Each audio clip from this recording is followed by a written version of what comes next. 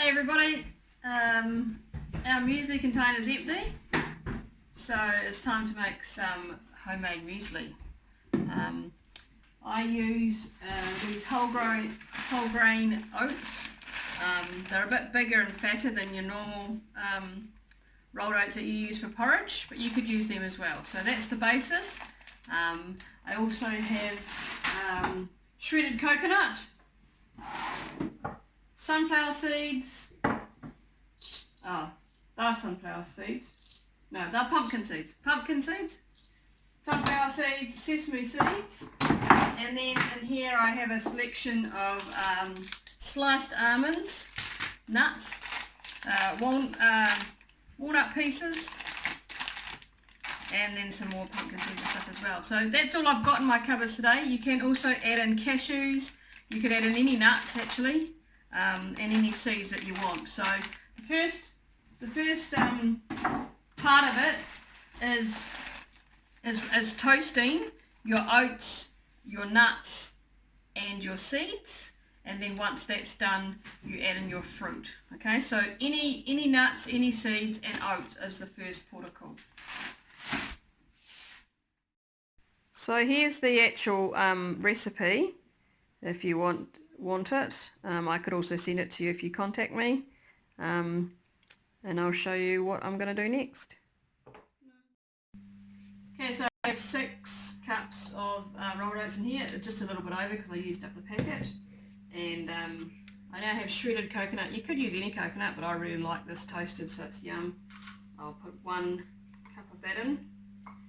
And then I'm going to add in my almonds, my seeds, and you can mix and match whatever it is that you do or don't like. I'm not sure whether this is actually cheaper than the supermarket muesli. It certainly makes a whole lot more than 1 packet, but because it tastes so good, we probably eat it a bit quicker than other stuff. But it's totally up to you what you put in it, so you can make it with less things, and it'll probably be a little bit cheaper. Or if you buy the nuts and seeds in bulk, then it'll also make it cheaper. Another tip there was, if you've got a packet of oats that's half opened and you're not going to use it for a bit, keep it stored in something like this. It stops like weevils getting in, so keep it stored in an airtight container. I don't measure anything, I just put in how much I think. I do like sunflower seeds, so put quite a few of those in. Pumpkin seeds are really good for men's health, and I don't know if you'd want to eat them straight up, but they're nice in a muesli. And then I love toasted sesame seeds, so get quite a few of those in there. Sliced almonds, I put all of those ones in, I love almonds. And if you buy them already sliced or already cut, it just makes it a little bit faster. You could potentially, same as the walnuts, they're pieces, otherwise you have to chop them up. But I also give them a bit of a pounding.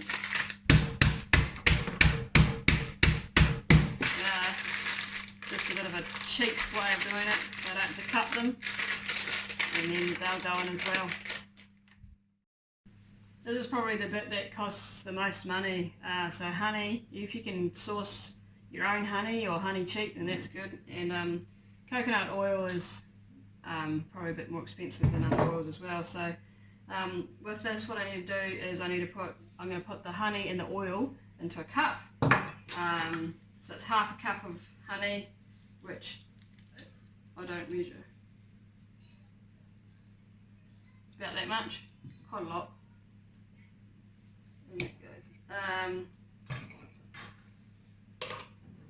And then it's 6 tablespoons of coconut oil. So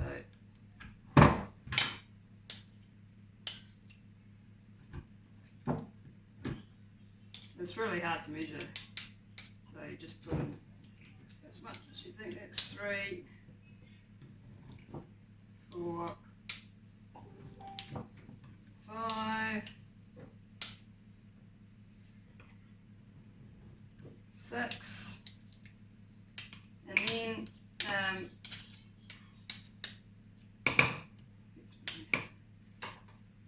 Then I put in my favourites, which is obviously cinnamon, ginger. Ginger is good for inflammation, so cinnamon too actually. And allspice, and I don't know, it's just some. So like a teaspoon or half a teaspoon goes in there. Allspice is quite strong, so I put less of that in. And then ginger, however much you can handle, because it's hot. And then I just put a paper towel over the top of that and chuck it in the microwave, watching it for about 30 seconds until it's melted. Okay, so that's melted in the microwave. It looks a bit like that. You'll notice that there's no sugar in this.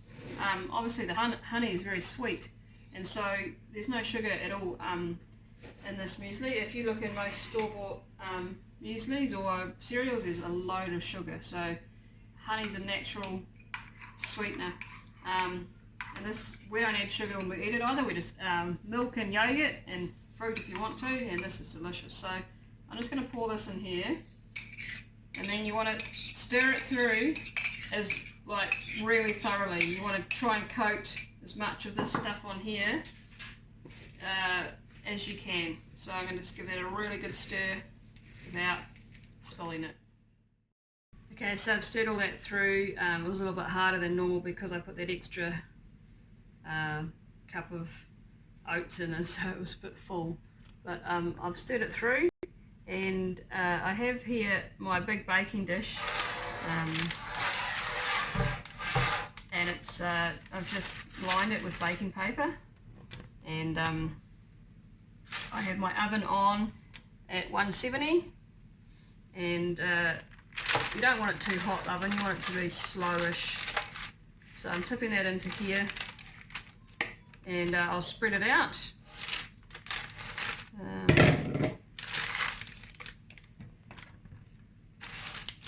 Spread it out. I'll put it in the oven, and I'll check on it relatively regularly, probably about 10 to 15 minutes to start with, and then I'll give it a stir because the top often browns up before the rest, and then maybe another 10 minutes after that. It just depends. Some people love it really toasted and crunchy as. However long you leave it in there is preference, really your own preference. So I'll do that, and then I'll come back and show you the last lot. Okay, so that was 10 minutes or 12 minutes in the oven, and you can see here it's got quite toasty on the top. So I'm just going to give that a stir over. You can see that it's not as toasty on the bottom, and I'll put that back in until it's the desired toast effect that I want. Okay, so I've just pulled this out of the oven. That's good enough for me. I like it like that. I'm going to leave it to cool down, and then I'm going to put a tea towel over it, just stop the flies, until I'm ready to add the fruit. Sometimes I make this in the morning, and I don't add the fruit till later in the evening and chuck it away then, so you can leave it for as long as you like. You definitely don't want to put it away hot. If you do that, it'll get all moist, and then it'll just go all soft and yuck. So you definitely want it to cool down, all the way down to like cold. Then I add the fruit, and I'll show you doing that, and then I put it away in an airtight container. So first part's already done, and I'll leave this for a while. Okay, so I've let this cool down, and I am now going to add my dried fruit.